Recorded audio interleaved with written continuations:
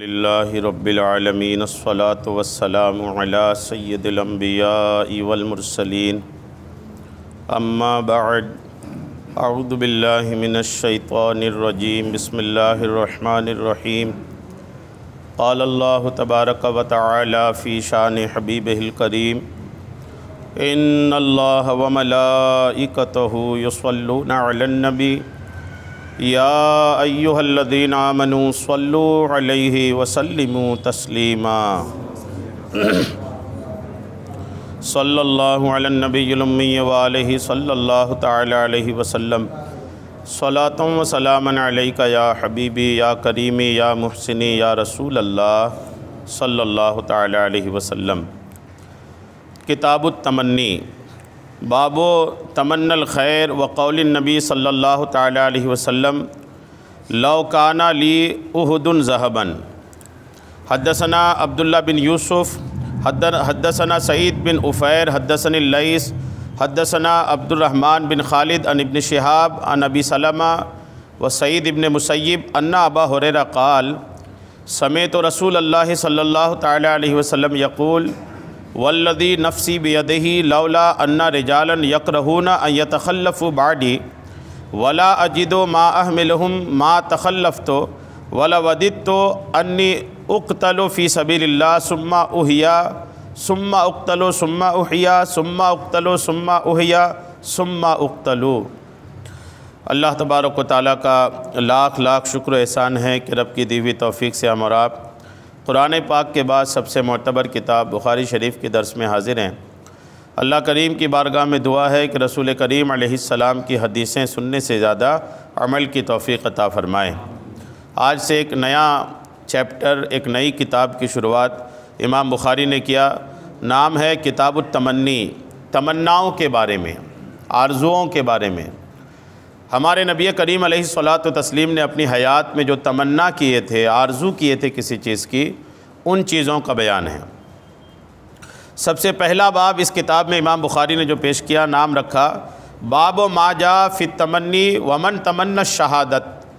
یہ باب ہے تمنا کے بارے میں، آرزو کے بارے میں، اور جو شہادت کی تمنا کرے، شہادت کی کوئی تمنا کرتا ہو کہ مجھے شہادت ملے، اس پر امام بخاری نے باب بنایا۔ اور حدیث پاک، پہلی حدیث پاک جو لایا اس کتاب کی، یہ حدیث پاک حضرت سعید ابن مسیب کہتے ہیں کہ بے شک ابو ہریرہ نے کہا کہ میں نے رسول کریم علیہ السلام کو فرماتے ہوئے سنا، اس ذات کی قسم جس کے قبضے میں میری جان ہے، اگر کوئی آدمی یہ ناپسند نہیں کرتا کہ وہ میرے بعد میرے پیچھے رہے، ولا اجد ما احملہم، اور نہ ہی میں کچھ ایسا پاتا جو میں انہیں دیتا، تو ما تخلفت لوددت انی اقتل، تو میں کبھی بھی جہاد سے پیچھے نہیں رہتا، اور میں چاہتا ہوں کہ میں قتل کیا جاؤں اللہ کے راستے میں، پھر زندہ کیا جاؤں، پھر قتل کیا جاؤں، پھر زندہ کیا جاؤں، پھر قتل کیا جاؤں، پھر زندہ کیا جاؤں، پھر قتل کیا جاؤں۔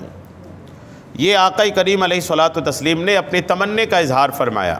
دو تین باتیں حضور نے اس حدیث پاک میں ارشاد فرمائی۔ پہلی بات تو یہ فرمایا کہ اگر کوئی آدمی یہ ناپسند نہیں کرتا کہ میرے بعد بھی وہ اپنے شہر میں رہے، یعنی میں جہاد میں چلا جاؤں اور مدینے میں کوئی رہ جائے، یا میں مکہ سے جہاد کے لیے نکل جاؤں اور کوئی مکہ میں میرے پیچھے رہ جائے، اگر صحابہ اس بات کو ناپسند نہیں کرتے تو میں کوئی بھی جہاد چھوڑتا نہیں۔ دراصل صحابہ کرام کی عادت یہ تھی کہ اگر حضور جہاد میں جا رہے ہیں نا تو پھر کوئی بھی مدینے میں یا گھر میں رہنا پسند نہیں کرتا تھا۔ آقا کریم علیہ السلام اپنی حیات میں سارے جنگوں میں شریک نہیں ہوئے تھے۔ بہت ساری ایسی جنگیں تھیں جو صحابہ کرام کو حضور نے بھیجا، حضور خود اس میں شریک نہیں ہوئے۔ بہت ساری جنگیں ایسی بھی ہوئی جس میں آقا نے صحابہ کو بھی بھیجا اور حضور خود بھی اس میں شریک ہوئے۔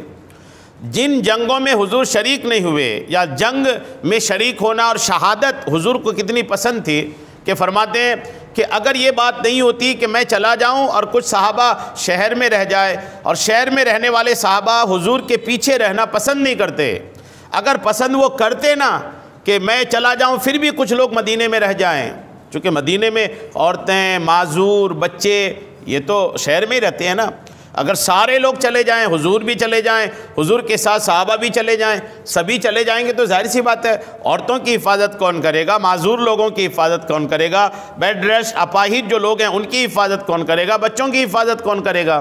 اس لیے کچھ لوگوں کا مدینہ پاک میں رہنا بھی ضروری تھا، اور حضور فرماتے میں اگر شریک ہوا جہاد میں تو کوئی بھی رہنا پسند نہیں کرتا تھا، وہ چاہتے کہ حضور جب شریک ہے تو ہم بھی اس جہاد میں شریک ہو جائیں۔ اس لیے حضور علیہ السلام کچھ جنگوں میں جاتے تھے اور کچھ جنگوں میں نہیں جاتے تھے، اور اگر جاتے بھی تھے تو پھر اپنا خلیفہ کسی کو مدینہ پاک میں بنا کر کے پھر جاتے تھے۔ تو حضور فرماتے ہیں کہ اگر ایسا نہیں ہوتا کہ میرے پیچھے کچھ لوگ رہنا ناپسند نہیں کرتے تو پھر میں ہر جنگ میں شریک ہوتا، ہر جنگ میں بھی شریک ہوتا، قتل کیا جاتا، پھر زندہ کیا جاتا، پھر شہید کیا جاتا، پھر زندہ کیا جاتا، پھر شہید کیا جاتا، یعنی 4 مرتبہ حضور نے فرمایا کہ مجھے شہادت اتنی پسند ہے، اللہ کے راہ میں مارا جانا اتنا پسند ہے کہ 4 مرتبہ حضور نے فرمایا کہ میں چاہتا ہوں میں شہید کیا جاؤں، پھر زندہ کیا جاؤں، پھر شہید کیا جاؤں، پھر زندہ کیا جاؤں۔ راہ خدا میں شہادت کا آقا کریم علیہ الصلوۃ والتسلیم کو اتنا جذبہ تھا، اتنا شوق تھا، اور اتنی تمنا آقا کریم علیہ الصلوۃ والتسلیم نے اللہ کی بارگاہ میں کیا۔ اور اسی پر دوسری حدیث پاک بھی امام بخاری نے لایا، وہ بھی سنتے ہیں۔ یہ بھی ابو ہریرہ سے روایت ہے کہ رسول کریم علیہ السلام نے فرمایا کہ والذی نفسی بیدہ وددت انی لاقاتل فی سبیل اللہ، لگ بھگ اسی طرح کی حدیث پاک ہے۔ حضور فرماتے ہیں کہ اس ذات کی قسم جس کے قبضے میں میری جان ہے، میں چاہتا ہوں کہ میں اللہ کے راستے میں شہید کیا جاؤں، پھر زندہ کیا جاؤں، پھر شہید کیا جاؤں، پھر زندہ کیا جاؤں۔ ابو ہریرہ کہتے ہیں کہ ہن ثلاثاً اشہد للہ، حضور نے 3 مرتبہ یہ ارشاد فرمایا میں اللہ تعالیٰ کی وحدانیت کی گواہی دیتا ہوں، یعنی 3 مرتبہ حضور نے فرمایا کہ میں شہید کیا جاؤں، پھر زندہ کیا جاؤں، پھر شہید کیا جاؤں، پھر زندہ کیا جاؤں۔ راہ خدا میں شہید ہونا حضور علیہ السلام کو اتنا پسند تھا۔ راہ خدا میں شہادت کی الحمدللہ اپنے آپ میں مقام ہے۔ کبھی اگر کسی علاقے میں جہاد فرض ہو جائے اور اس علاقے کے لوگ جہاد میں شریک ہوں تو شہادت کا جو مرتبہ ہے، شہادت کی عظمت و شان جو ہے اللہ کی بارگاہ میں الحمدللہ، جو راہ خدا میں لڑتے ہوئے شہید ہو جاتے ہیں نا، قیامت کے دن وہ تازہ زخم اور تازہ خون کے ساتھ بارگاہ الہی میں حاضر ہوں گے۔ جی ہاں، شہیدوں کو نہلایا نہیں جاتا، شہیدوں کو نہلاتے نہیں ہیں، ان کو انہی خون کے ساتھ لت پت ان کو قبر میں دفنایا جاتا ہے۔ قیامت کے دن جب آئیں گے تو ان کے بدن میں درد نہیں ہوگا، تکلیف نہیں ہوگی، لیکن بدن بظاہر ایسا ہرا بھرا ہوگا کہ ایسا لگے گا کہ بالکل یوں ابھی جنگ کے میدان سے آ رہا ہے۔ اور ایسا کیوں ہوگا؟ ایسا اس لیے ہوگا کہ میدان قیامت میں ایسے لوگ فخر کے طور پر جمع ہوں گے، اس لیے کہ وہ ایسا دکھائے جائیں گے کہ یہ وہ لوگ تھے جو اللہ کے راستے میں شہید ہوئے تھے۔ یہ دکھانے کے لیے اسپیشلٹی کہ یہ لوگ جو ہے نا، یہ جو خونوں میں لت پت ہیں، یہ راہ خدا میں مارے گئے لوگ ہیں، اور لوگ دوسری طرف ہوں گے، اور شہید حضرات جو ہوں گے وہ دوسری طرف ہوں گے۔ شہیدوں کو اللہ تعالیٰ کی بارگاہ میں جب جنت حاصل ہوگی نا تو جنت میں ان سے کہا جائے گا کوئی تمنا کا اظہار کرو، شہیدوں سے کہا جائے گا کوئی خواہش کوئی تمنا ہے تو ظاہر کرو۔ شہداء کہیں گے مولا دوبارہ دنیا پیدا کر دے، دنیا میں دوبارہ بھیج دے، ہم دنیا میں جا کر پھر تیرے لیے لڑتے ہوئے شہید ہونا چاہتے ہیں۔ اللہ فرمائے گا یہ تمنا کیوں کر رہے ہو، یہ ممکن نہیں ہے، دنیا دوبارہ نہیں بنے گی، دوبارہ دنیا میں جانا نہیں ہے، یہ تمنا کیوں کر رہے ہو؟ تو انہوں نے وہ عرض کریں گے مولا تیرے لیے لڑتے ہوئے تیری بارگاہ میں شہادت، اس میں جو لذت ہے نا وہ لذت جنت میں نہیں حاصل ہو رہی ہے، اس میں ایک لذت ہی الگ ہے۔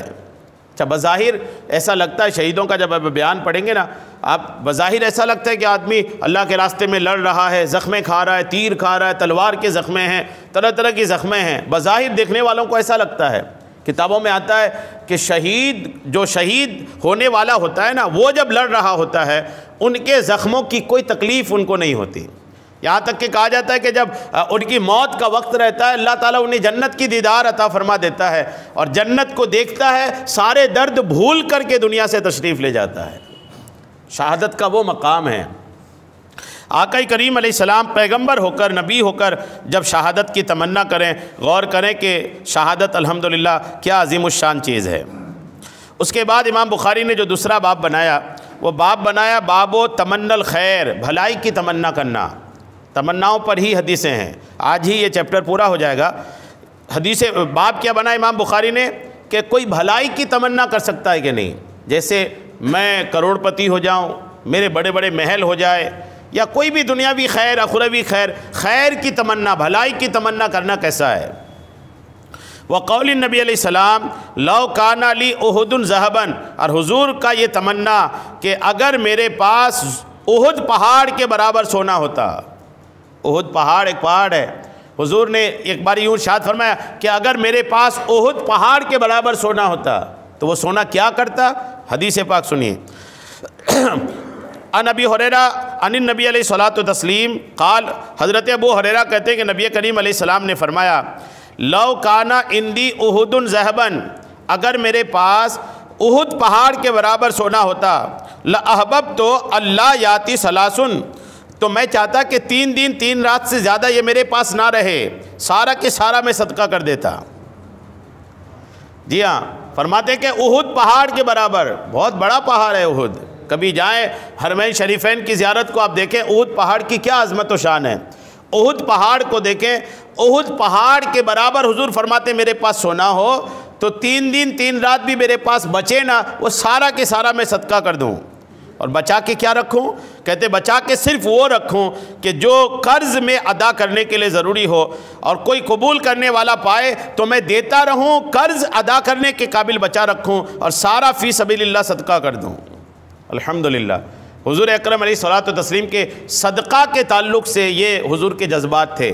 صدقہ جو ہے نا یہ کرنا چاہیے، صدقہ کی باتیں کئی بار آتی رہتی ہیں، اور صدقات کے معاملے میں کئی بار تذکرہ ہوتا ہے۔ صدقہ بلاؤں کو ٹالتا ہے، صدقہ بیماری کا علاج ہے، صدقہ پریشانیوں کا حل ہے، صدقہ رزق میں برکت کا سبب ہے، صدقہ آدمی کی حفاظت کرتا ہے حادثات سے، ایکسیڈنٹ سے، معاملات سے، بد نظری سے، یعنی کئی بار صدقات آدمی کی حفاظت کرتا ہے۔ آج بھی جب کسی کا بچہ پریشان ہوتا ہے، روتا دھوتا ہے، تو گھر کی بڑی عورتیں کہتی ہیں نا کہ یار اس بچے کے لیے صدقہ نکال دو۔ یہ جو لوگ عورتیں کرتی ہیں نا، یہ اس لیے کرتی کہ جو صدقہ ہے یہ بلاؤں کو ٹال دیتا ہے۔ آدمی صدقہ کرے، صدقہ الحمدللہ بلاؤں کو ٹالتے ہوئے نظر آتا ہے۔ تو بھلائی کی جو تمنا کرنا ہے نا، اس پر کچھ باتیں سنتے ہیں، اور صحابہ کرام نے کیسی تمنا کی، آئیے اس پر بھی کچھ باتیں سننے کی سعادتیں حاصل کرتے ہیں۔ بھلائی کی تمنا دیکھیے، اس باب میں خیر کی تمنا اور نیک کاموں کے کرنے کا بیان امام بخاری نے کیا ہے، کیونکہ نبی کریم علیہ السلام نے یہ تمنا فرمائی کہ اگر آپ کے پاس احد جتنا سونا ہوتا تو آپ ضرور پسند کرتے کہ اس کو اللہ تعالیٰ کی اطاعت میں، اللہ کی فرما برداری میں خرچ کریں۔ اور اس سے پہلے بھی حدیثیں گزری، صالحین اور نیک لوگوں نے یہ تمنا کی کہ ان کے پاس مال ہوتا اور وہ اس کو اللہ کی راہ میں خرچ کرتے۔ بس بنو زبیر نے دنیا کے سامان کی تمنا کی تاکہ وہ اپنے اقوال کو نیکی کا حکم دینے اور برائی سے روکنے میں خرچ کریں۔ یعنی مالداری کی بھی تمنا غلط نہیں ہے، کوئی اگر دولت مند ہونے کی تمنا کرتا ہے تو یہ بھی منع نہیں ہے، بس یہ کہ دولت مندی کی تمنا یوں کرے کہ مولا دولت مند اس لیے بنا دے کہ اس دولت مند سے میں تیرے غریب بندوں کی مدد کروں، مال کا حق ادا کروں، حج کروں، عمرہ کروں۔ جو نیک کام دولت مند آدمی کر سکتا ہے، ان کاموں کے لیے کوئی اگر دولت مند بننے کی تمنا ظاہر کرتا ہے تو یہ اس کی تعریف کی جائے گی۔ روایت میں ہے، دیکھیے صحابہ نے کیسی کیسی تمنا کی۔ روایت ہے کہ حضرت عبداللہ اور حضرت عروہ اور مصعب بن زبیر بن عوام، یہ 3 شخص تھے، تینوں صحابی ہیں۔ کون کون ہے سنیے، حضرت عبداللہ، حضرت عروہ اور حضرت مصعب بن زبیر، یہ تینوں کہاں پر آئے؟ کعبے کے پاس جمع ہوئے، حرم شریف میں کعبے کے پاس آئے۔ عبداللہ ابن زبیر، 3 میں سے جو ایک تھے حضرت عبداللہ ابن زبیر، انہوں نے کہا مجھے یہ پسند ہے کہ مجھے اس وقت تک موت نہ آئے یہاں تک کہ میں حجاز کا خلیفہ بنا جاؤں۔ حجاز عرب شریف کا نام ہے، جس کو آج سعودی عرب کہتے ہیں نا، اس کو حجاز کہا جاتا تھا، پرانا نام اس کا حجاز ہے۔ ان بدبختوں نے حکومت جیسے سنبھالی تو حجاز بدل کر کے انہوں نے اپنے خاندان کے نام سے نسبت کرا اور سعودی عرب رکھا اس کا نام، جبکہ یہ حجاز دراصل ہے۔ یہ حجاز پرانی کتابیں ہم جب بھی دیکھیں گے نا تو آج جس ایریے کو سعودی عرب کہا جاتا ہے اس کا پرانا نام حجاز ہے۔ تو حضرت عبداللہ ابن عمر کی تمنا دیکھیے، تمنا کیا کرتے ہیں کہ میں یہ تمنا کرتا ہوں کہ مجھے اس وقت تک موت نہ آئے جب تک میں حجاز کا خلیفہ نہ بنا دیا جاؤں۔ کتنی بڑی تمنا ہے، حجاز کا حاکم بن جاؤں میں۔ عبداللہ ابن زبیر کہتے ہیں اور حضرت مصعب بن زبیر جو دوسرے تھے انہوں نے کہا مجھے یہ پسند ہے کہ میں کوفہ اور بصرہ کا حاکم بنایا جاؤں. کوفہ اور بصرہ دو بڑے شہر ہیں, میں ان دو شہر کا حاکم بنایا جاؤں. انہوں نے یہ تمنا ظاہر کیا. اور یہ بھی ایک تمنا, اور دوسری تمنا کیا کہ سکینہ بنت حسین اور عائشہ بنت طلحہ سے نکاح کروں. نکاح کی بھی تمنا. سکینہ بنت حسین امام حسین کی بیٹی حضرت سکینہ, جس کو عموماً لوگ سکینہ بول دیتے ہیں, صحیح نام سکینہ ہے. حضرت سکینہ بنت حسین بولے میں ان سے نکاح کر لوں اور عائشہ بنت طلحہ سے نکاح کر لوں. یہ تمنا کا انہوں نے اظہار کیا. اور عروہ ابن زبیر تیسرے صحابی تھے, انہوں نے کہا کہ میں تو اللہ تعالیٰ سے یہ تمنا کرتا ہوں کہ اللہ تعالیٰ مجھے جنت دے دے, مجھے اللہ جنت دے دے, میں جنت کی تمنا کرتا ہوں. دو صحابہ نے حکومت کی تمنا کی اور ایک صحابی نے جنت کی تمنا کی. کس کو کیا ملا دیکھیے. پس حضرت عبداللہ ابن زبیر اور مصعب ابن زبیر کو ان کی تمنا کے مطابق حکومتیں مل گئیں. عبداللہ ابن زبیر ایک وقت ایسا آیا کہ انہوں نے حجاز کی حکومت کی. مصعب بن زبیر ایک وقت ایسا آیا کہ ان کو کوفہ اور بصرہ کی حکومت ملی. اور تیسرے صحابی جنہوں نے جنت کا سوال کیا یا جنت کی آرزو کی, تیسرے کے بارے میں تیسرے کے مطابق یہ ہے کہ وفات کے بعد ان کو خواب میں دیکھا گیا. عروہ ابن زبیر کو, جنہوں نے جنت کی تمنا کی تھی, جب ان کو خواب میں دیکھا گیا, کسی نے پوچھا کیا ملا, بولے مجھے میری تمنا کے مطابق اللہ نے جنت عطا کیا ہے. آدمی تمنا تو کرے اپنے رب سے, یہاں تک کہ اللہ تعالیٰ فرماتا ہے میں اپنے بندے کے گمان کے مطابق ہوں. یہ جملہ یاد رکھیے گا, میں اس کو آسان کرتا ہوں. اللہ فرماتا ہے کہ میں اپنے بندے کے گمان کے مطابق ہوں, مطلب بندہ میرے بارے میں جیسا گمان کرے میں اس کو وہی دیتا ہوں. تو اللہ کے بارے میں اچھا گمان رکھنا چاہیے. اچھا گمان مطلب اللہ تعالیٰ مجھے یہ دے گا, اللہ تعالیٰ مجھے جنت دے گا, اللہ مجھ سے راضی ہے, اللہ مجھ پر کرم فرماتا ہے اور کرم فرماتا رہے گا. پازیٹیو باتیں جو ہوتی ہیں نا, یہ اللہ تعالیٰ کے بارے میں آدمی خیال بھی رکھے, اظہار بھی کرے. بیوی بچوں کے ساتھ ہو تو اظہار بھی اس طرح کی باتوں کی کرے. اللہ بہت بڑا ہے, اللہ نگہبان ہے. گھر سے نکل کے آ رہے ہیں اور گھر والوں کو بول کے آئیں اللہ نگہبان ہے, اللہ حفاظت فرمائے گا. خود نکلنا ہے, اب گھر والے بولیں کہ بیٹا صحیح سے جانا, تو فوراً بولے کہ امی گھبراؤ نہیں, اللہ نگہبان ہے, جاؤں گا بھی اللہ حفاظت فرمائے گا, آؤں گا بھی اللہ حفاظت فرمائے گا. یہ انداز بچوں کا ہونا چاہیے, گھروں میں ہونا چاہیے. یہ نہیں کہ امی بولے بیٹا ٹھیک سے جانا, امی گھبراؤ نہیں میں جا رہا ہوں, یہ بھی ایک جملہ ہے. اور ایک جملہ ہے کہ امی گھبراؤ نہیں اللہ نگہبان ہے. یعنی اللہ سے اچھا گمان رکھنا چاہیے. رب کریم سے کوئی آپ کاروبار شروع کر رہے ہیں, گمان یہ رکھیں کہ اللہ تعالیٰ اس پہ ضرور برکت دے گا, اور اپنی سوچ بس دکھانے کی نہیں, اور بالکل پختہ رہیں اس بات پر, اور پختہ بھی رہیں, اور کوئی پوچھے تو بالکل ہاؤ بھاؤ خوبصورت بنا کر کے بولے بھی, بالکل گھبرانے کی بات نہیں. رب ہمارے ساتھ ہے, رب کریم ضرور ترقی عطا فرمائے گا, رب کریم ضرور کچھ اچھا کرے گا, رب کریم ضرور میری زندگی میں بھلائی پیدا فرمائے گا. کبھی بیمار ہیں, پریشان حال ہیں, تو اس وقت بولا کریں کہ ابھی ضرور پریشان ہوں, بیمار ہوں, اللہ تعالیٰ کرم فرمائے گا, بیماریاں ٹلیں گی اور اچھائیاں آئیں گی. اللہ تعالیٰ بیماریاں دور کرے گا, صحت عطا فرمائے گا, تنگی دور ہوگی, وسیع الحال آئے گا. یعنی اچھی باتیں یا اچھی سوچ اللہ کے بارے میں مسلسل آدمی کو رکھتے رہنا چاہیے. یہ میں نے کچھ مثالیں دیا, ورنہ یہ ہے کہ رب کے بارے میں ہمیشہ آدمی کو یوں خیال کرنا چاہیے کہ میرا رب تو الحمدللہ میرا رب ہے, اور آپ جیسا خیال رکھیں گے, اللہ نے فرمایا میں اپنے بندے کے گمان کے مطابق ہوں, جیسا میرا بندہ مجھ سے گمان کرے گا میں ویسا ہی بندے کے لیے ہوں. اب تینوں کو دیکھ لیجئے, آپ دو نے حکومت گمان کیا, مولا مجھے حکومت عطا کرے گا, انہیں حکومت ملی. تیسرے نے جنت کا گمان کیا, اللہ نے جنت بھی عطا فرمایا ان کو. تو اللہ تعالیٰ سے ہمیشہ اچھا گمان بندوں کو رکھنا چاہیے. بعض بزرگان دین کیسی تمنا کرتے تھے دیکھیے. بعض صالحین نے اپنے آپ کو بہت حقیر قرار دیا, اور انہوں نے یہ تمنا کی کاش ان کو پیدا نہ کیا جاتا. ایسے بھی لوگ تھے, اور کاش وہ موجودات میں سب سے کم تر ہوتے. حضرت صدیق اکبر کے بارے میں کہا جاتا ہے کہ صدیق اکبر نے تمنا کی کاش وہ سبز رنگ کے پتے ہوتے جن کو جانور کھا جاتے. جب اللہ کے مقدس بندوں پر, مقرب بندوں پر, خاص صحابہ کرام پر جب اللہ کا خوف طاری ہوتا, رب تبارک و تعالیٰ کا خوف حاوی ہوتا, تب صحابہ کرام اس طرح کی باتیں بھی کرتے. صدیق اکبر دیکھیے فرماتے کاش میں درخت کا ایک ہرا پتا ہوتا, جانور مجھے کھا جاتے, میں کوئی قابل ذکر چیز نہیں ہوتا. یہ صدیق اکبر نے فرمایا. اچھا یہ کب فرماتے تھے صحابہ کرام؟ یہ اچھا باتیں اور آگے آ رہی ہیں لیکن یہ ڈیٹیل پہلے سن لیجئے. صحابہ اس طرح کی بات کرتے کیوں تھے؟ صدیق اکبر جیسا شخص کہہ رہے ہیں کاش میں درخت کا پتا ہوتا اور جانور کوئی کھا جاتا میرا ختم ہو جاتا. شروعات پتا، انتہا کسی بکری کسی جانور کا غذا بن جاتا، ختم ہو جاتا اور کچھ نہیں ہوتا. صدیق اکبر جیسے صحابی ایسی بات کیوں کیے؟ یہ تب کہتے تھے صحابہ کرام جب ان پر اللہ کا خوف حاوی ہوتا، ان کو ڈر ہوتا کہ اگر اللہ تعالیٰ ناراض ہو گیا تو بنے گا کیا؟ درخت کے پتوں پر تو کچھ نہیں، نہ عذاب ہے، نہ دوزخ ہے، نہ جنت ہے، کچھ نہیں ہے. دنیا میں پیدا ہوئے، جانور کھائے، سڑے گلے مرے، ختم ہو گئے. آخرت تو درختوں کے لیے کچھ نہیں ہے نا. مسلمان یا انسانوں کے لیے تو آخرت ہے. جب انسان اور جنات کے لیے آخرت ہے تو ہمیں فکر کرنی کہ آخرت کیسی رہے گی. اور جب صحابہ آخرت کے بارے میں ڈرتے تھے یا صحابہ کے خیال میں آتا تھا کہ رب نے گرفت کر لیا، پکڑ کر لیا، رب تبارک و تعالیٰ ناراض ہو گیا، غضبناک ہو گیا تو کیا بنے گا، تو رب کے غضب سے بچنے کے لیے کہتے کاش میں درخت کا پتا ہی ہوتا اور مجھے کوئی جانور کھا لیتا. صدیق اکبر نے فرمایا. اور حضرت عمر نے تمنا کی کاش وہ ایک تنکا ہوتے. انہوں نے کہا کاش میں یہ تنکا ہوتا. ایک تنکا اٹھایا، فرمایا کاش یہ تنکا ہوتا، کاش میری ماں نے مجھ کو پیدا نہ کرتی، کاش میں کہ بھولا بسرا ہو جاتا. یہ حضرت عمر کہتے ہیں کاش میری ماں مجھے پیدا نہیں کرتی، کاش میں بھولا بسرا ہو جاتا. یعنی کوئی قابل ذکر چیز ہی نہیں ہوتا. تنکا اٹھایا، فرمایا کاش میں یہ تنکا ہوتا.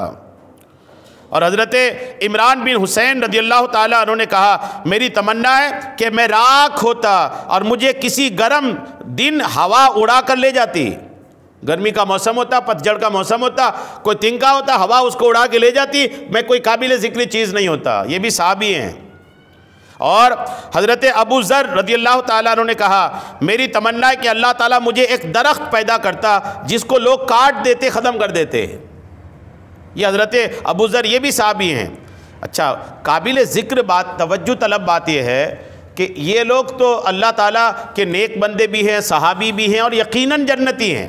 ہر صحابی جنتی ہے، یہ بالکل پرفیکٹ ہے، اس میں کوئی دو رائے نہیں ہے. اللہ کے رسول کے جتنے صحابی ہیں ہر صحابی جنتی ہے. کسی صحابی کو ایک پل کے لیے بھی جہنم میں جانا نہیں پڑے گا. پھر بھی اللہ تعالیٰ کا اتنا خوف، اتنا ڈر کہ اپنے بارے میں ایسی باتیں کہہ رہے ہیں. ہمارے یہاں ہم لوگوں کا کیا حال ہے؟ کبھی اپنے آپ کو بھی اس ترازو میں رکھ کر کے دیکھیں کہ ہم لوگوں نے اپنی زندگی میں کبھی آخرت کو یاد کرتے ہیں کہ نہیں کرتے ہیں. اور اگر نہیں کرتے ہیں تو بالکل ایک فکر ہونا چاہیے. دن بھر میں ایک ٹائم ایسا بھی ہونا چاہیے کہ آدمی اپنی آخرت کی فکر کرے. دن صبح ہوا، صبح ہو جانے کے بعد شام تک اپنا کام، اپنی فیملی، یہ سارا کچھ تو کرتے ہیں نا. اس بیچ کوئی ایک وقت ایسا ہونا چاہیے کہ جس وقت آدمی اپنی آخرت کی فکر کرے. تنہا اکیلے ہو سکے تو مسجد میں بیٹھے آنکھیں بند کرے، اپنی قبر کو یاد کرے، اپنی قبر یاد کرے، اپنی حشر یاد کرے، رب کے سامنے پیش ہونا یاد کرے، موت کے بعد اٹھنا یاد کرے، قیامت یاد کرے، اور پھر اپنے آپ کو رکھے ان چیزوں میں. میں قبر میں ہوں، میں اٹھ رہا ہوں قبر سے، میں پیش ہو رہا ہوں محشر کے میدان میں خدا کی بارگاہ میں، میرے ہاتھ میں نامہ اعمال ہے. یہ فکر بھی بندے کو کچھ دیر کے لیے ضرور کرنا چاہیے. اور جب روز یہ فکر کرے گا نا آدمی، روز جب یہ فکر کرے گا تو پھر الحمدللہ سدھار نہیں آنے کا سوال ہی نہیں ہوتا. آدمی جس چیز کی فکر کرتا ہے اس کے مطابق اپنی زندگی کو ڈھالتا ہے. یہ پرفیکٹ ہے، یہ مطلب یہ ہر دماغ میں آنے والی بات ہے. آدمی جس چیز کی غور و فکر کرے گا اس کے مطابق اپنی زندگی کو ڈھالے گا. یہ ہو ہی نہیں سکتا کہ آدمی غور و فکر کر بھی رہا ہے اور زندگی اس کے مطابق ڈھال نہیں رہا ہے. ایسا ہو نہیں سکتا. آپ دیکھیں جس کا رجحان جس طرف ہوتا ہے اس کے اسکول والے اس کے پیرنٹس کو بولتے نا کہ اس کا رجحان اس طرف ہے، اس کو اسی طرف لگا دو. کرتے ہیں یہ جو بچے کو دیکھ رہے کہ رجحان بات بچہ اسی کے بارے میں کر رہا ہے، بچہ پڑھ اسی میں رہا ہے، آج بچہ کہ کہیں کچھ سرچ کرتا ہے تو اسی کے بارے میں کرتا ہے. گھر والے سمجھ جاتے ہیں ان کی دلچسپی یہی ہے تو لگا دیتے ہیں اسی طرف. تو ویسے ہی دلچسپی آخرت کی فکر کی طرف بھی ہونی چاہیے. اور جب فکر آخرت کی طرف بات ہوگی نا تو الحمدللہ آدمی پھر آخرت کی تیاری بھی کرے گا. یہ بالکل میں ابھی جو جملہ عرض کیا نا اس کو تو بالکل گرہ باندھ لیجئے. اس کو ایسا گرہ باندھ لیجئے کہ کوئی ایک ٹائم 24 گھنٹے میں نکالنا ضرور نکالنا ہے جس میں اپنی آخرت کی فکر کرنی ہے. اور آخرت کی فکر کر کے پھر اپنی زندگی کو وہاں تول کے دیکھنا ہے کہ آخرت میری ہونی ہے اور میں کیا تیاری کر رہا ہوں. میں جی کیسا رہا ہوں، میں ویسا ہی کر رہا ہوں آخرت میں جانے قابل، یا پھر میری زندگی کچھ دوسرے رانگ وے پہ چل رہا ہے کہ میں آخرت کی فکر بھی نہیں کر رہا اور آخرت کے لیے کچھ کر بھی نہیں رہا۔ فکر بھی کریں اور اپنی زندگی کو وہاں تول کر کے بھی دیکھیں۔ انشاءاللہ جب آخرت کی فکر اور آخرت کی فکر والا کام میں لگ جائیں گے نا تو پھر الحمدللہ دنیا تو ہے ہی، دنیا تو کٹنی ہی ہے، کٹ ہی جائے گی، آخرت اچھی ہو جائے گی اگر فکر آخرت کیا تو۔ اللہ تعالیٰ کرم فرمائے، فکر آخرت فرمائے۔ درود پاک پڑھی، اللہم صلی علی سیدنا شفیعنا حبیبنا مولانا محمد بارک وسلم، صلاۃ و سلام علیک یا حبیبی یا کریمی یا محسنی یا رسول اللہ۔ اس کے بعد جو اسی کتاب کا باب ہے، باب قولہ لیتا کذا و کذا، کہ کسی کا یہ کہنا کہ کاش ایسا ایسا ہوتا۔ اس پر امام بخاری نے جو حدیث پاک لایا، سیدہ عائشہ رضی اللہ تعالیٰ عنہ کہتی ہیں کہ اوریکن نبی علیہ السلام ذات لیلتن، ایک رات حضور نیند نہیں آ رہی تھی، حضور کو آقا جاگ رہے تھے، رات کا وقت ہے، نبی کریم علیہ السلام کو نیند نہیں آ رہی ہے۔ سیدہ عائشہ آقا کی زوجہ محترمہ ازواج مطہرات میں سے ساتھ میں تھی، یہ خود بیان کرتی ہیں کہ اریکن نبی علیہ السلام ذات لیلتن، ایک رات حضور اکرم جاگ رہے تھے، ثم قالا، جاگتے جاگتے ارشاد فرمایا، لیتا رجلا صالحا من اصحابی یحرسنی اللیلۃ، کاش آج کی رات کوئی میرے صحابی ایسے ہوتے جو میری حفاظت کرتے۔ رات کا وقت تھا، کوئی سنگین ماحول رہا ہوگا، کفار کی طرف سے حملے کی آشنکا ہوگی، تو حضور اکرم سو نہیں رہے تھے، آرام، آپ کو نیند نہیں آ رہی تھی۔ اسی دوران حضور نے فرمایا کاش کوئی صحابی ہوتے جو آج میری حفاظت کرتے۔ جیسے حضور نے یہ فرمایا نا، اچانک ہتھیار کی آواز آنے لگی۔ جیسے حضور نے فرمایا تھوڑی دیر میں ہتھیار کے بجنے کی آواز آئی۔ جب ہتھیار بجنے کی آواز آئی نا، حضور نے آواز سنا تو فرمایا من ھذا، کون؟ قیل سعد، انہوں نے عرض کیا سعد بن ابی وقاص، عرض کیا یا رسول اللہ سعد بن ابی وقاص۔ تو حضور نے فرمایا کیوں آئے؟ کہنے لگے جی تو احرسو کا، میں آیا ہوں آپ کی حفاظت کے لیے۔ سبحان اللہ، ادھر جملہ نکلا نہیں، ادھر حاضر ہیں، ایسے لوگ تھے وہ۔ آقا نے ادھر فرمایا نہیں، ادھر خدمت کے لیے حاضر ہیں، بس زبان سے بات نکلنے کی دری ہوتی۔ صحابہ اتنی محبت کرتے آقا سے، یہاں تک کہ آقا وضو بناتے تھے تو وضو کا پانی زمین پر گرنے نہیں دیتے تھے۔ آقا کریم علیہ السلام تھوکتے بھی تھے نا، صحابہ تھوک کو زمین پر گرنے نہیں دیتے تھے، اتنی محبت آقا کریم علیہ السلام سے کرتے تھے۔ آقا جب چل رہے ہوتے رستے میں نا تو آقا کا قدم جہاں گرتا تھا اس جگہ کوئی قدم نہیں رکھتا تھا کہ حضور کا قدم رکھا ہے اس جگہ میں قدم رکھوں، آقا کی بیعت بھی ہو جائے گی۔ اتنی محبت آقا کریم علیہ السلام سے کرتے تھے۔ آقا نے کیا فرمایا؟ رات کا وقت ہے، جاگ رہے ہیں، کاش کوئی میرا صحابی میری حفاظت کو آتا، میرا باڈی گارڈ بننے کے لیے آتا۔ فوراً سعد بن ابی وقاص حاضر ہوئے، اب میں آ گیا یا رسول اللہ حفاظت کے لیے۔ جیسے وہ حفاظت کے لیے آ گئے نا، ہتھیار لے کے کھڑے ہو گئے تو آقا کریم علیہ السلام سو گئے، اور ایسا سوئے کہ سیدہ عائشہ کہتی ہے حتیٰ سمینا غتیتہ، یہاں تک کہ ہم نے حضور کے کھراٹے کی آواز بھی سنی۔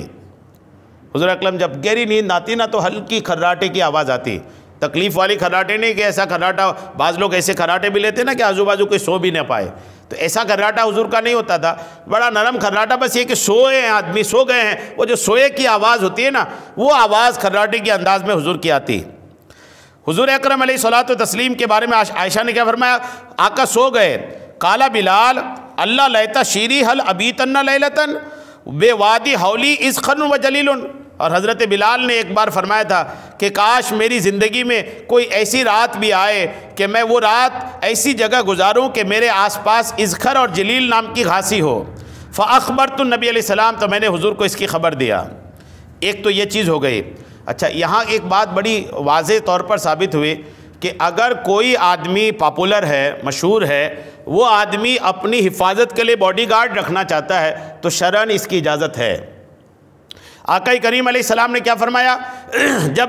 جب آپ کو خطرے کا اندیشہ تھا، آپ سو نہیں رہے تھے، کسی صحابی کے بارے میں فرمایا کاش کوئی حفاظت کے لیے آتا، وہ صحابی آئے بھی، حفاظت کے لیے کھڑے بھی ہو گئے، اور آقا کریم علیہ السلام آرام سے سو گئے۔ تو اگر کسی شخصیت کو، کہ کوئی مذہبی شخصیت ہو، کوئی دنیاوی شخصیت ہو، کوئی مالدار شخص ہو، جنہیں ڈر ہو، خوف ہو، اور وہ اپنی حفاظت کے لیے باڈی گارڈ رکھنا چاہے تو اس کی شرعاً اجازت ہے، بڑے بڑے مفتیان کرام، بڑے بڑے علماء کرام کو کئی بار اس طرح کے حالات بنتے ہیں کہ ان کی حفاظت کے لیے لوگ باڈی گارڈ بنتے ہیں یا بنواتے ہیں، لوگ رکھتے ہیں، تو ان کی شرعاً اجازت ہے۔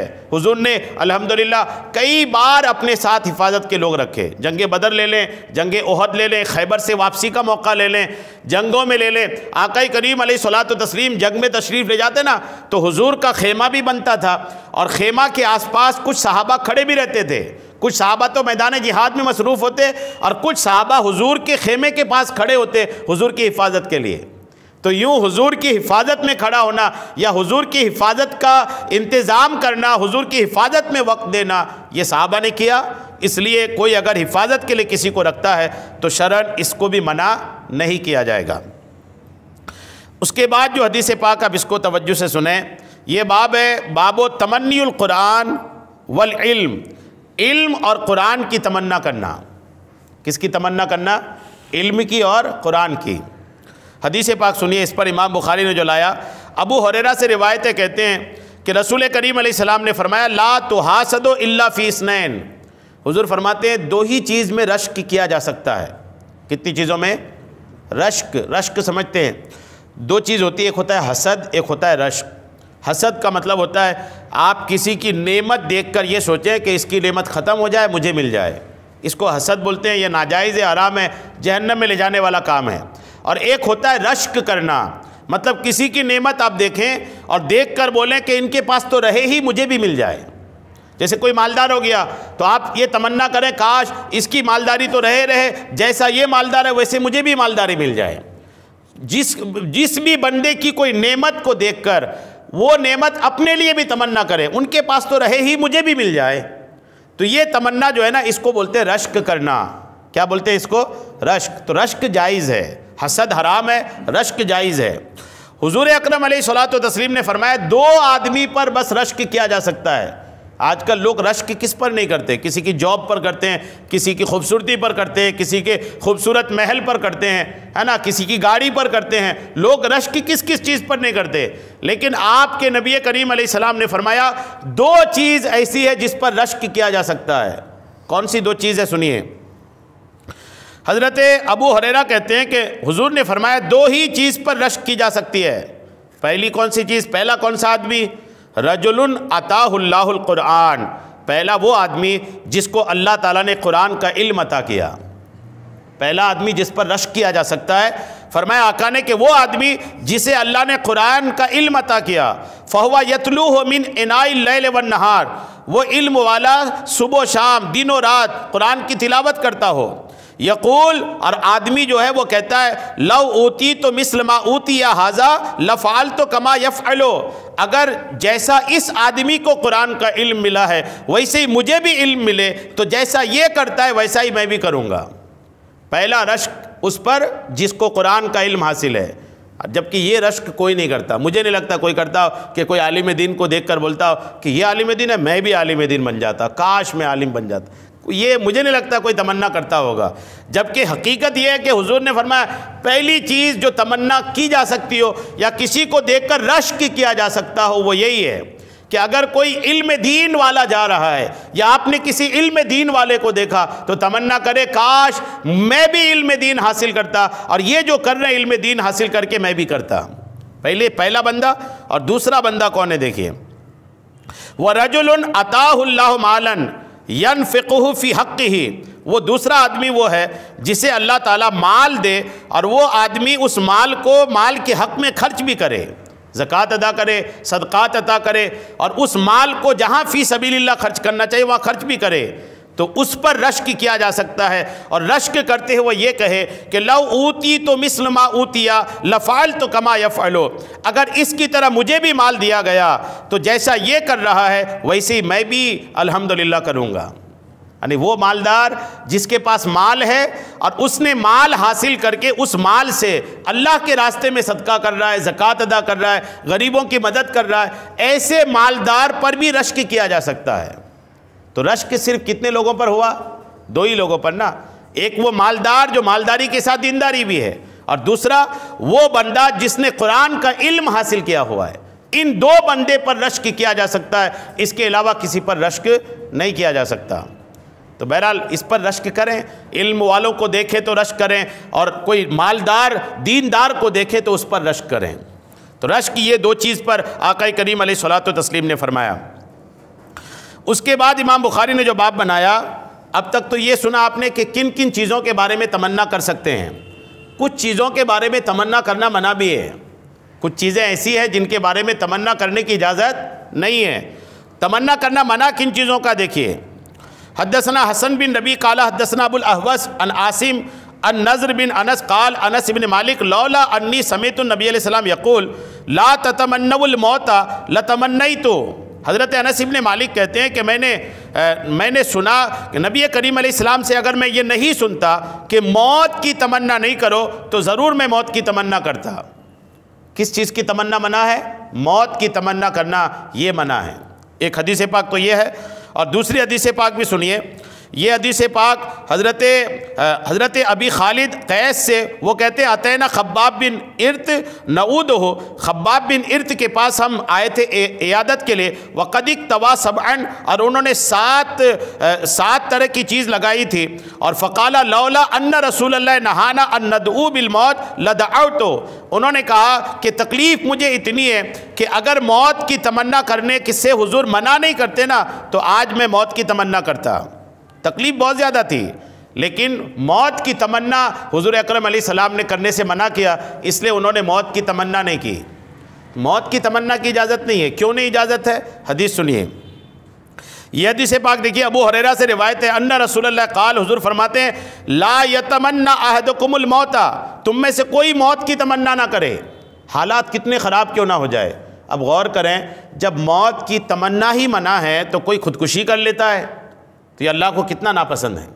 خودکشی ایک ہوتا ہے موت کی تمنا، اور ایک ہوتا ہے اپنے ہاتھوں مر ہی جانا۔ جس چیز کی تمنا منع ہے وہ چیز کر لینا کتنا منع ہوگا۔ موت کی تمنا کی اجازت نہیں ہے، اور اگر کوئی خودکشی کرتا ہے، اپنے ہاتھوں اپنی موت لیتا ہے، تو ایسا آدمی اللہ تعالیٰ سخت غضبناک ہوتا ہے ایسے آدمی سے۔ اور دیکھیے فرماتے ہیں حضور اکرم علیہ السلام کہ موت کی تمنا نہ کرو۔ کیوں نہیں کریں موت کی تمنا؟ دیکھیے حضور فرماتے ہیں لا یتمنى احدکم الموت، موت کی تمنا نہ کرو۔ کیوں؟ اما محسنا فلعلہ یزداد، اگر تم نیک آدمی ہو تو زندہ اور رہو، تمہاری نیکیاں زیادہ ہو جائے گی۔ او ماسیئا فلعلہ یستعتب، اور اگر تم گنہگار ہو تو بھی زندہ رہو کہ زندگی رہی تو اللہ تعالیٰ توبہ کی توفیق عطا فرمائے گا۔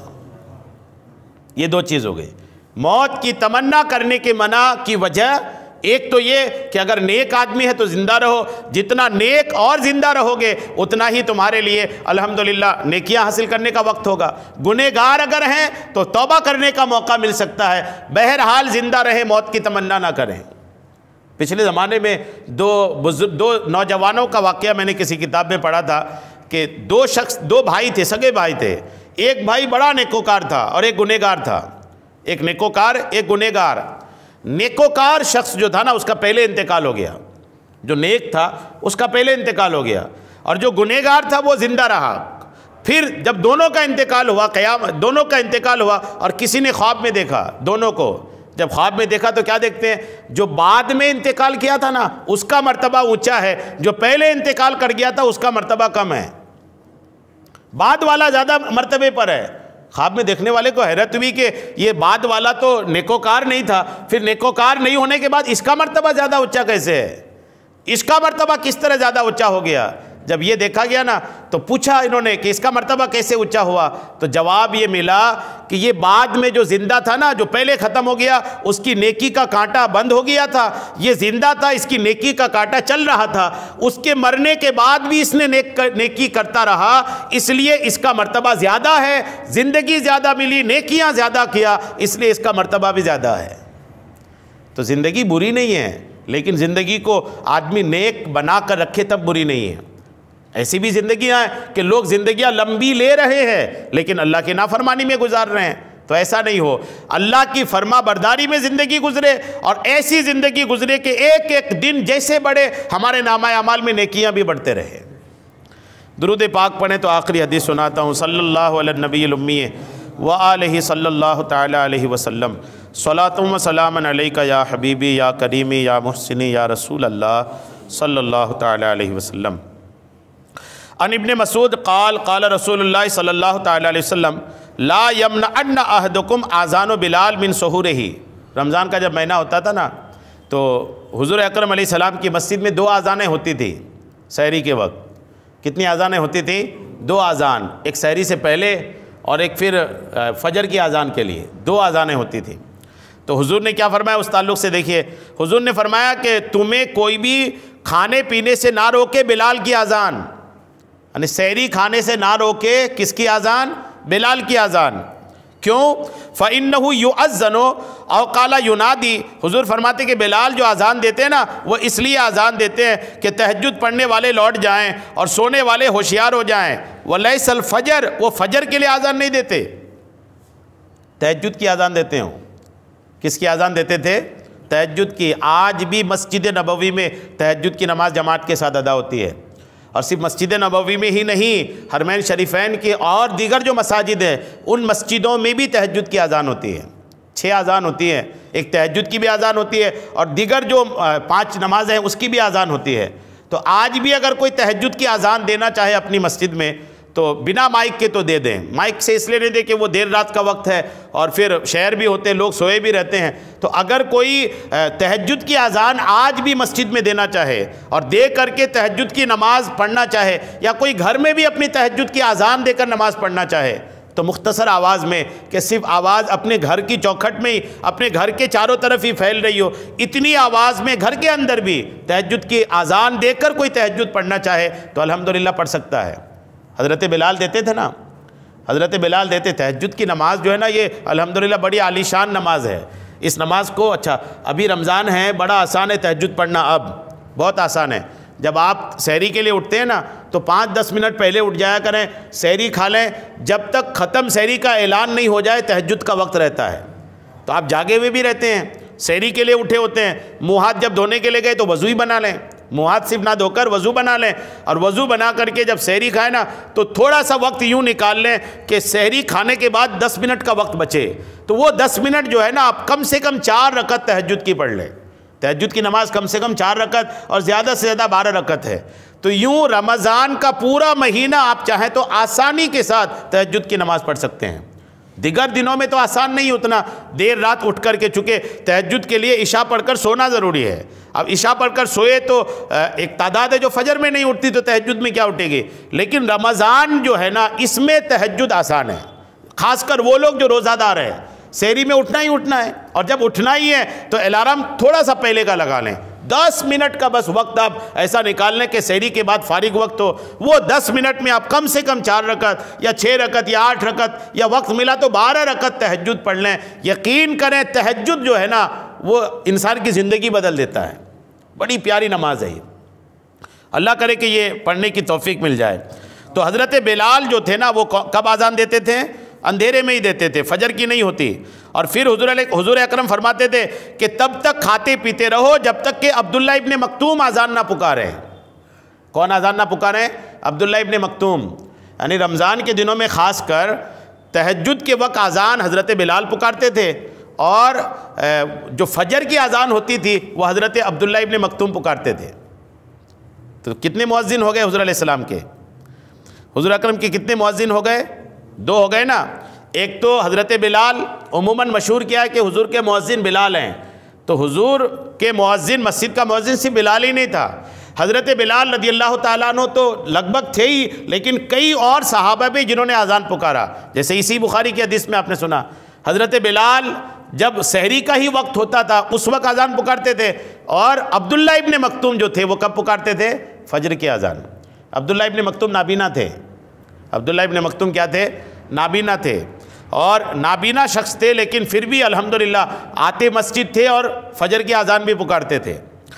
مؤذنوں کے تعلق سے سنیے، حضرت ابن مکتوم، عبداللہ ابن مکتوم جو ہے، نام عبداللہ ہے، ان کو عمر بھی کہا جاتا ہے، اور ان کی والدہ ام مکتوم کا نام عاتقہ بنت عبداللہ ہے، اور یہ حضرت خدیجہ کے ماموں کے بیٹے ہیں۔ حضرت خدیجہ حضور کی جو زوجہ ہیں ان کے ماموں کے بیٹے ہیں عبداللہ ابن مکتوم۔ اور حضرت ابن مکتوم نے نبی کریم علیہ السلام کی ہجرت سے پہلے مدینہ کی طرف ہجرت کی تھی، اور نبی کریم علیہ السلام نے ان کو مدینہ میں 13 مرتبہ اپنا خلیفہ بنایا تھا۔ کتنے مرتبہ؟ وہ ابھی آپ نے سنا نا کہ حضور جب مدینہ پاک سے کہیں جہاد کے لیے جاتے تھے تو مدینہ میں اپنا خلیفہ بناتے تھے، اپنا نائب بناتے تھے۔ تو حضور نے اپنی حیات میں 13 مرتبہ عبداللہ ابن مکتوم کو خلیفہ بنایا۔ یہ جاتے نہیں تھے، کیوں نہیں جاتے تھے؟ نابینا تھے، نابینا میدان جہاد میں جا کے کیا کرے گا؟ تو یہ جاتے نہیں تھے نا، تو نابینا تھے لیکن پھر بھی اس کمال کے تھے کہ نابینا شخص کو حضور علیہ السلام 13 مرتبہ مدینہ پاک میں اپنا خلیفہ بنا کر تشریف لے گئے۔ اور یہ جنگ القادسیہ میں شریک ہوئے تھے اور اسی میں شہید ہو گئے تھے۔ اس دن ان کے ہاتھ میں جھنڈا تھا، صحیح مسلم میں ہے۔ اچھا، جنگ میں بھی شریک ہوئے، ہاتھ میں جھنڈا تھا ان کا، یعنی آپ تلوار تو نہیں چلا پاؤ گے تو جو مجاہدین کا جھنڈا ہوتا تھا نا وہ پکڑ کے رکھے تھے۔ الحمدللہ، ایسا شوق دیکھیے، لڑ نہیں پاؤں گا، جہاد کا جھنڈا تو لے کے رکھوں گا نا۔ جنگ قادسیہ میں جھنڈا لے کر کے مجاہدین کا رہے اور اسی حالت میں ان کا وصال ہوا اور اللہ نے ان کو شہادت عطا فرمائی۔ یہ حدیث جو بخاری کی آپ نے سنا، اس میں 2 مؤذن آپ نے سنا، حضرت بلال اور ابن مکتوم، یعنی ایک وقت میں حضور کے پاس اس وقت 2 تھے، ورنہ ان کے علاوہ بھی حضور اکرم علیہ السلام کے مؤذن تھے۔ حضرت ابو محذورہ رضی اللہ تعالیٰ عنہ، یہ بھی ایک مؤذن ہے، یہ مکہ میں حضور کے لیے اذان دی ہے۔ اور حضرت سعد القرظ، یہ بھی آقا کے مؤذن ہے، آپ کے لیے قباء میں 3 مرتبہ اذان دی ہے۔ ٹوٹل کتنے مؤذن ہو گئے؟ 4 مؤذن ہو گئے۔ حضرت بلال بھی ہو گئے، حضرت عبداللہ ابن مکتوم ہو گئے، حضرت ابو محذورہ ہو گئے اور حضرت سعد القرظ ہو گئے۔ 4 مؤذن آقا کریم علیہ السلام کے۔ الحمدللہ، حضور نے خود بھی اذان دیا ہے ایک مرتبہ، ایک بار بس سفر میں ایسا ہے کہ حضور نے اذان پکارا ہے۔ بعض لوگ یہ سمجھتے ہیں، سوشل میڈیا پہ بھی چلتا ہے کہ نبی نے کبھی اذان نہیں پکارا۔ کیوں نہیں پکارا؟ بولے نبی اگر اذان پکارتے نا تو ساری چیزیں مسجد آ جاتی۔ لوگ مطلب ایک فرضی بات کرتے ہیں، نبی پکار رہے نا، حیا علی الصلاۃ، نماز کی طرف آؤ، تو اب لوگوں نے اپنا ایک ذہن لگایا، نبی بول رہے ہیں آؤ تو سب آ جائیں گے، یعنی پیڑ پودے جنات جانور سب آ جائیں گے، اس لیے نبی نے اذان نہیں پکارا۔ اب حیا علی الصلاۃ، نماز کے لیے آؤ، تو آئے گا وہی جس پر نماز فرض ہے، جانوروں پر تھوڑی نماز فرض ہے۔ تو ایسا نہیں ہے کہ نبی کریم نے اذان نہیں پکارا، حضور نے اذان پکارا، سفر میں تھے، ایک بار آقا کریم علیہ الصلاۃ والتسلیم نے ضرور اذان پکارا ہے۔ الحمدللہ، تو یہ مؤذنوں کے تعلق سے تھا۔ اللہ تعالی ہم سب کو عمل کی توفیق عطا فرمائے، آمین، بجاہ النبی الامین صلی اللہ تعالی علیہ وسلم۔